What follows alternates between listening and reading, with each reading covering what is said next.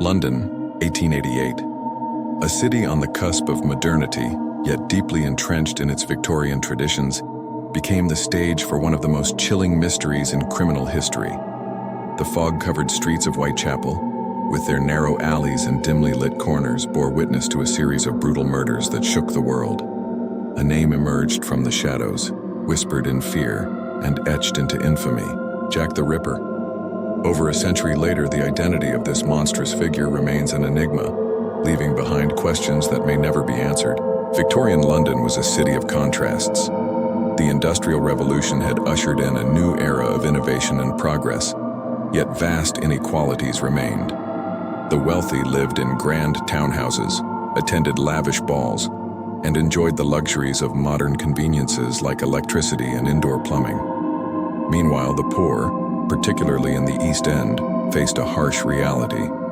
In neighborhoods like Whitechapel, overcrowding was rampant. Entire families were crammed into tiny dark rooms. Diseases spread rapidly, and unemployment left many desperate to survive. Whitechapel became a haven for immigrants seeking refuge, workers striving for better lives, and those who had fallen through society's cracks. Among them were women forced into prostitution, often as a last resort. In 1888, it is estimated that over 1,200 women in Whitechapel worked as prostitutes, a figure indicative of the desperate conditions many faced. These women became easy targets for someone like Jack the Ripper, who exploited their vulnerability and isolation. Between August and November 1888, 5 women, Mary Ann Nichols, Annie Chapman, Elizabeth Stride, Catherine Eddowes, and Mary Jane Kelly, fell victim to a predator whose brutality shocked even the most hardened of London's citizens. Each of these women had their own story, their own struggles, and their own dreams. Yet their names are now forever tied to the gruesome legacy of Jack the Ripper.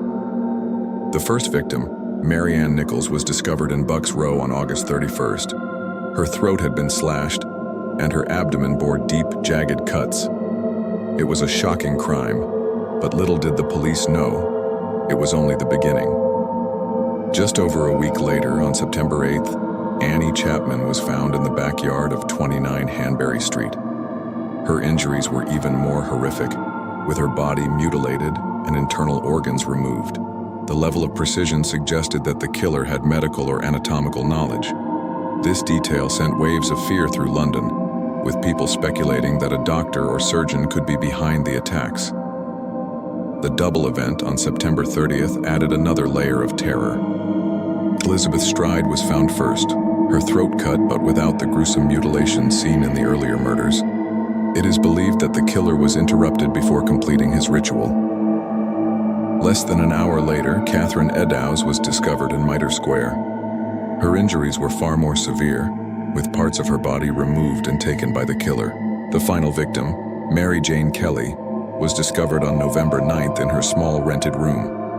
Her murder was the most brutal of all. Unlike the others, Mary Jane's murder occurred indoors, allowing the killer to take his time. The scene was so horrifying that even seasoned investigators were left deeply shaken. As the murders unfolded, panic gripped Whitechapel and spread throughout London.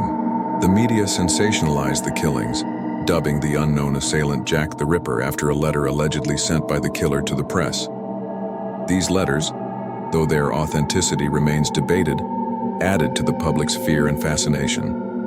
The most infamous, the Dear Boss letter, taunted the police and claimed credit for the murders. Another chilling note, the From Hell letter, was accompanied by a portion of a human kidney, allegedly from Catherine Eddowes. The police were under immense pressure to catch the killer. Over 2,000 people were interviewed and numerous leads were followed. Detectives explored various theories, from local criminals to deranged professionals with medical expertise. Yet Jack the Ripper remained elusive. The chaotic streets of Whitechapel, with their dark alleys and transient population, provided the perfect cover for someone who knew the area well. The lack of advanced forensic techniques also hindered the investigation. In 1888, fingerprinting was not yet in use, and DNA analysis was over a century away. The police relied heavily on witness accounts and circumstantial evidence, both of which were often unreliable. The identity of Jack the Ripper has been the subject of endless speculation. The lack of advanced forensic techniques also hindered the investigation. In 1888, fingerprinting was not yet in use, and DNA analysis was over a century away. The police relied heavily on witness accounts and circumstantial evidence, both of which were often unreliable. The identity of Jack the Ripper has been the subject of endless speculation. Was he Montague John Druitt, a barrister whose death coincided with the end of the murders? Or Aaron Kosminski, a Polish barber with a history of mental illness? Others have pointed to high-profile suspects like Sir William Gull, a royal physician, or even the artist Walter Sickert. Each theory has its supporters and detractors, but none has been definitively proven. Modern technology has provided some new insights. In recent years, DNA testing on letters attributed to the Ripper suggested a possible link to Kosminski, but the evidence remains inconclusive. The enduring mystery has made Jack the Ripper a figure of both fear and fascination. Beyond the speculation, it's crucial to remember the victims. Mary Ann Nichols, Annie Chapman, Elizabeth Stride, Catherine Eddowes, and Mary Jane Kelly were more than just names in a grim tale. They were women who lived, struggled, and deserved dignity. Their tragic ends remind us of the vulnerability of those living on the margins of society and the consequences of systemic neglect. The case of Jack the Ripper has left an indelible mark on history. It highlights the fears of an era, the failures of the justice system, and the dark fascination humanity has with unsolved mysteries. As we walk the modern streets of Whitechapel, now bustling with life and commerce, it's hard to imagine the horror that once gripped this community. Yet the shadow of Jack the Ripper lingers, a chilling reminder of the unknown and the darkness that can exist in the human soul.